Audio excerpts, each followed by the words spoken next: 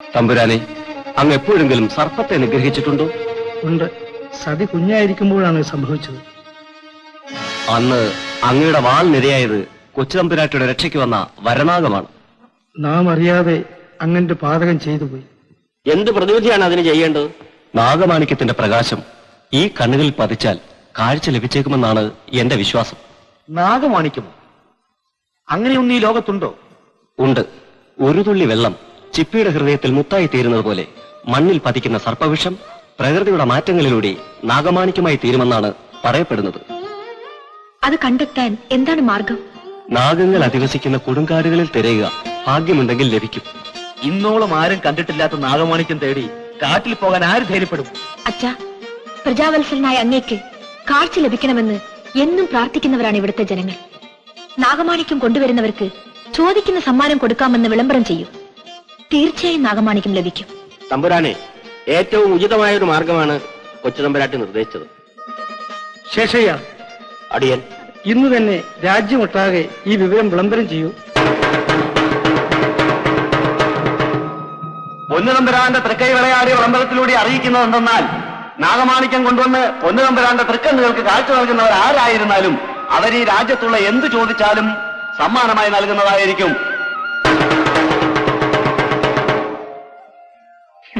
നാഗമാണിക്യമല്ല, ഗരുഡമാണിക്യം കൊണ്ടുവന്നാലും പൊന്നുതമ്പുരാന്റെ കാഴ്ച കിട്ടാൻ അവൻ സമ്മതിക്കുകയല്ല. ആര്? പടത്തലവൻ വീരഭദ്രൻ. അതെന്താ? പൊന്നുതമ്പുരാനെ ഒതുക്കിയിട്ട് സിംഹാസനം തട്ടിയെടുക്കാനാണ് അവന്റെ നോട്ടം.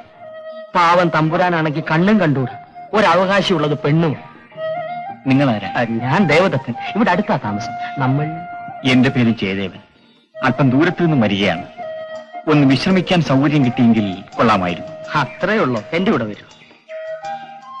പൊന്നുതമ്പുരാന്റെ തൃക്കൈ വിളയാടാതെ ചുമത്തിയിരിക്കുന്ന കരമാണ്. അതുകൊണ്ട് ഒറ്റ കർഷകനും ഒരു മണി നെല്ലോ ഒരു പുത്തനോ തരത്തില്ലെന്നാണ് പറയുന്നത്. എല്ലാ കർഷകരെയും നീ കണ്ടോ? എല്ലാ പ്രധാനികളെയും കണ്ടു. അറപ്പുരയ്ക്കൽ മൂപ്പിൽ നായർ എന്ന് പറഞ്ഞു. അവിടുന്ന് ഞങ്ങൾ ജീവനും കൊണ്ട് ഓടി രക്ഷപ്പെടുകയായിരുന്നു. കർഷകരെല്ലാരും കൂടി ഞങ്ങളെ വാരിക്കളഞ്ഞു. ശരി, അവന്മാരോട് കരം പിരിക്കാമോ എന്ന് ഞാനൊന്ന് നോക്കട്ടെ. അങ്ങനെയാണ് ഞാൻ കൃഷിക്കാരുടെ നേതാവാകുന്നത്. വിളംബരപ്പെടുത്തിയിരുന്ന കരം കൊയ്ത്തു കഴിഞ്ഞ് ഉടനെ കൊടുത്തതാ. പിന്നെയും കരമടയ്ക്കണമെന്ന് പറഞ്ഞാൽ അതിന് വഴി വേണ്ടേ? വഴിയില്ലെങ്കിൽ ഉണ്ടാക്കണം. അറപ്പുരയ്ക്കൽ മൂപ്പിൽ നായർ അനീതിക്ക് മുമ്പിൽ തലകുലിക്കില്ല. നീ അത്രയ്ക്കായോ?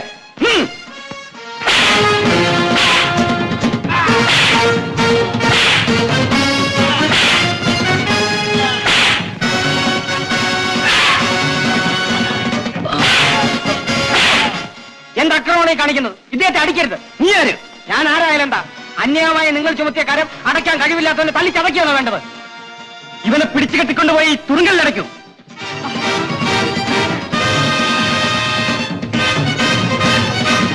മൂപ്പിൽ നായരെ, ഞാൻ ആവശ്യപ്പെട്ട കരം തരുന്നോ ഇല്ലയോ? എന്നെ കൊന്നാലും ഞാൻ തരില്ല.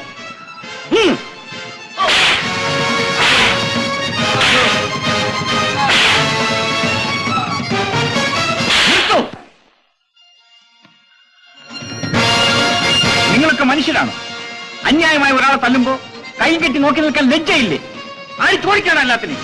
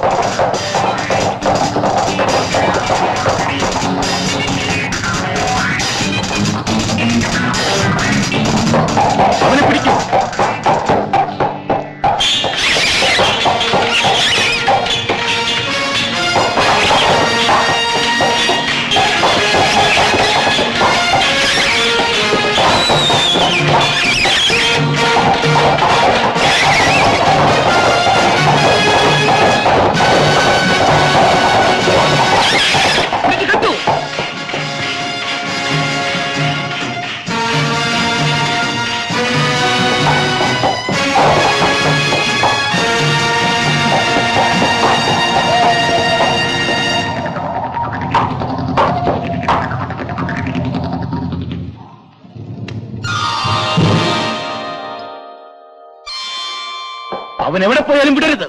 പിടിക്കവനെ.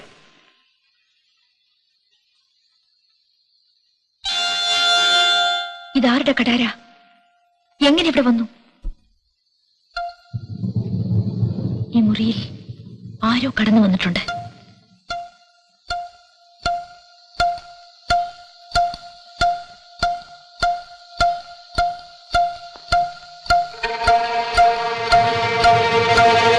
നിങ്ങൾ ആരാണ്?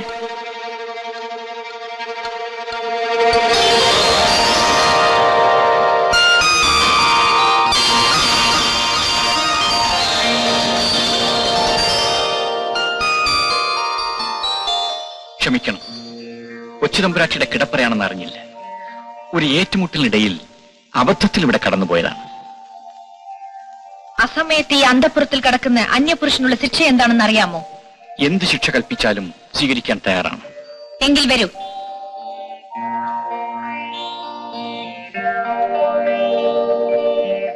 ഇരിക്കൂ. ഇരിക്കാൻ. ഈ കഠാര ഞാൻ നെഞ്ചിൽ കുത്തിയിറക്കിയാൽ കൊച്ചുതമ്പുരാട്ടി മരിക്കും. ആ നെഞ്ചിൽ കുത്തിയിറക്കിയാലെന്നാ ചോദിച്ചത്. കൊച്ചുതമ്പുരാട്ടി മരിക്കുമെന്ന് തന്നെയാണ് ഞാൻ പറഞ്ഞത്. അതെങ്ങനെ? അന്ന് കോട്ടവാതുക്കളിൽ നിന്നും യാത്ര പറഞ്ഞത് മുതൽ കൊച്ചുതമ്പുരാട്ടി എന്റെ നെഞ്ചിൽ കുടിയിരിക്കുകയാണ്. അപ്പോ കുത്തേൽക്കുന്നത് ആർക്കായിരിക്കും? അന്തഃപുരത്തിൽ കടന്നതോ തെറ്റ്. അതിനേക്കാൾ വലിയ അവിവേകമാണ് ഞാൻ പറഞ്ഞത്. പക്ഷേ സത്യം മറച്ചു പിടിക്കാൻ എന്റെ മനസ്സ് അനുവദിക്കുന്നില്ല.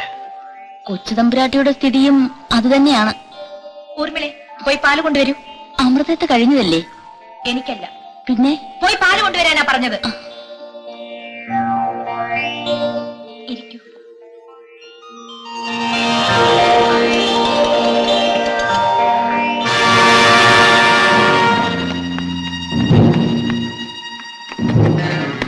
നിൽക്കൂ. നിങ്ങൾ അന്തഃപുരത്തിൽ കയറണ്ട. മറ്റുള്ള മുറിയിൽ കയറി നോക്കൂ. അവനെ വിടരുത്. എവിടെ എവിടെ? ആ പാദത്തിന്റെ അടി. എവിടെ? ആ ചുവരിന്റെ ഇടയിൽ കയറിപ്പോയി. പോട്ടെ.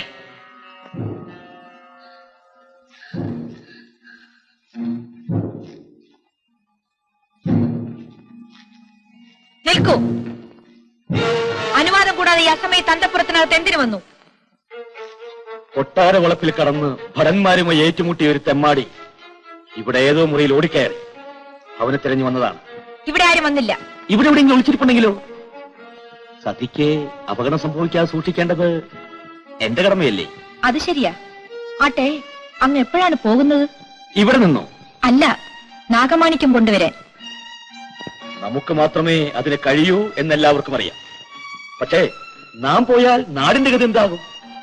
നാളെ സ്വരൂപം നിലനിർത്തേണ്ടത് നാം ആയിരിക്കണമെന്നാണ് തമ്പുരാന്റെ ആഗ്രഹം. വാക്കിലുള്ള വീര്യം വാള് വീശുമ്പോഴും ഉണ്ടോ? സതി എന്താ അങ്ങനെ ചോദിച്ചത്? ശക്തനായ ഒരു എതിരാളി വന്നാൽ വാൾ ഉപേക്ഷിച്ചിട്ട് ഓടിക്കളയുമെന്ന് തോന്നി.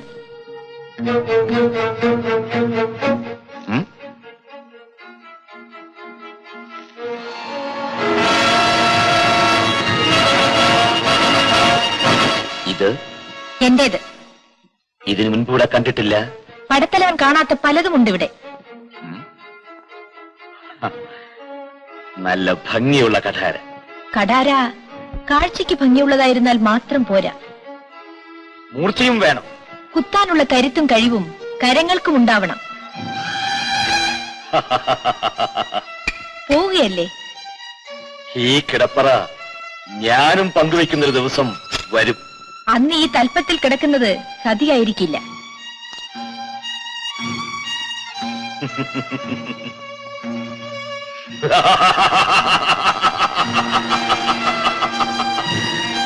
അടിയൻ ഭയന്നുപോയി. നീ തേളുന്ന ശബ്ദമുണ്ടാക്കിയപ്പോഴേ എനിക്ക് മനസ്സിലായി. പാവം, യാത്ര പറയാൻ പോലും തരപ്പെടാതെ വന്ന വഴിയെ അദ്ദേഹം പോയി. ഞാനിവിടെ തന്നെ ഉണ്ട്.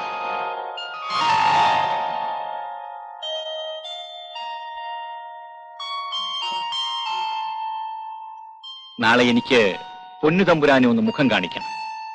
എന്റെ കഠാര. മുഖം കാണിക്കാൻ കഠാര എന്തിനാ? എന്തിനാണെന്ന് നാളെ രാജ്യകാര്യാലയത്തിൽ വെച്ച് കാണാം. ഊർമിളെ, ആ കഠാര ഇങ്ങെടുക്ക്.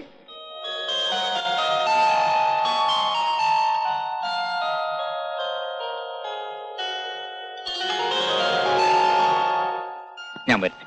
നമുക്ക് ഇനിയും കാണാം. സൂക്ഷിച്ചു പോണേ.